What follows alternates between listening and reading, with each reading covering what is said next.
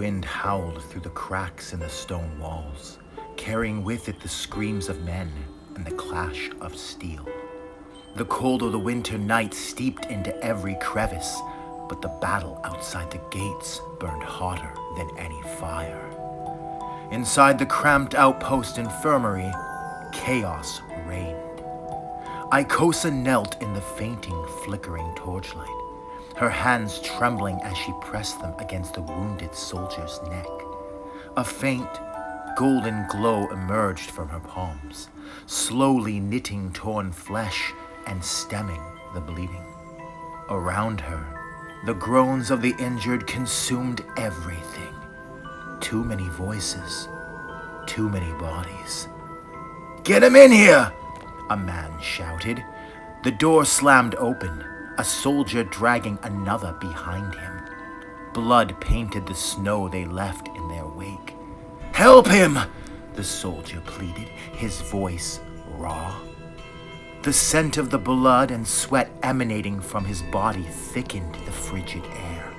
She took one look at the lifeless warrior, his eyes vacant, his chest still, and knew it was already too late. Nearby, stone stairs spiraled downward into a dimly lit chamber where the Limhurst generals conferred. Their faces were drawn with exhaustion, their voices hushed but tense. "Our supplies won't last another day," one said, slamming a gauntleted fist onto the wooden table. "We're running out of arrows, and even the water's running low. And the 4th Sterling forces show no sign of retreat," another added grimly. All eyes turned toward the shadows where two figures stood apart. Master Knight Artemis, clad in battle-worn plate armor, leaned against the wall with a calm, almost ethereal demeanor. Beside him stood his apprentice Evangeline, younger but no less imposing, his hand resting on the hilt of his longsword. "And what do the Master Knights think?" the general asked, his voice swimming with desperation. Artemis straightened, his eyes steady. "We hold. Radiance will guide and protect us." A bitter laugh erupted from one of the soldiers. "Radiance's light hasn't saved us so far. And what of the so-called High Priestess? Shouldn't she have foreseen this ambush?" Evangeline stepped forward, his voice sharp in response. "Ikosa is not the High Priestess yet. She's doing all she can. Would you ask more of someone who has saved more lives tonight than any of us?" But before he could retort, the sound of boots echoed down the hall. A young scout burst through the door, his face pale. "General, the siege, it's halted, sir, but, well, you need to see this." The watchtower was deathly quiet. Outside the gates, the battlefield was shrouded in darkness, save for the faint light of the moon reflecting off the snow.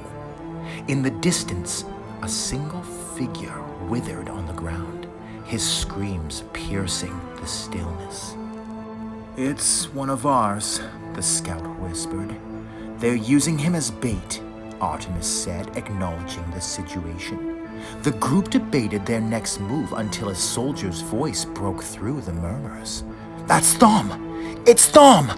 One of the men rushed to the gate, his eyes wide.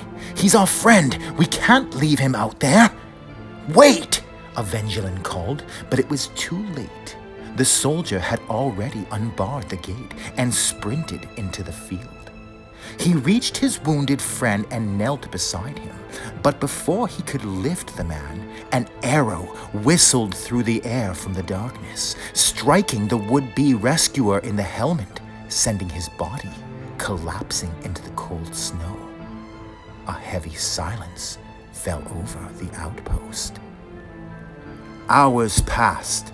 The screams from the field continued, a cruel reminder of the task still at hand. "We can't just leave him there," Evangeline said, his voice filled with frustration. Artemis regarded the scene from the tower, his expression under his helmet unreadable. Finally, he turned. "Prepare the gate." The room stilled. "You're not seriously considering," the general began, but Artemis silenced him with a single look. The gates creaked open, and the knight stepped into the snowy field. His armor gleamed faintly, a soft glow that pierced the darkness. He moved with purpose, his sword at his side, his breath visible in the crisp night's air. The whimpers grew louder as he approached the fallen soldier, but the silence from the forest was deafening, like the calm before a storm. Every set of eyes within the outpost fixated on the Master Knight's every movement. Artemis knelt beside the wounded man, his glowing armor illuminating the soldier's pale face. As he placed a hand on the man's shoulder, the first arrow flew. It was fast, deadly, but Artemis was faster. The polished blade of his longsword flashed, deflecting the arrow harmlessly into the snow. Another followed, and another, each turned aside with the same precision. Then, from the tree line, the enemy charged. Shadows moved like a tide, swords glinting in the moonlight. Artemis rose to meet them. His blade danced through the air, each strike felling an attacker. His glowing armor made him a beacon, a target, but he stood unyielding. Behind him, Evangeline appeared, sprinting across the field. He reached the wounded soldier and began to drag him toward the gate. "Go!" Artemis shouted, cutting through another assailant. Evangeline gritted his teeth, dragging the weakened body through the snow as arrows thudded around them. They reached the gate and fell inside, just as the enemy closed in. Artemis turned to follow, but two swords struck him in quick succession. He staggered, blood staining the snow beneath his feet. His eyes widened as a soldier drew his battle axe above his head, aligning his incoming death blow.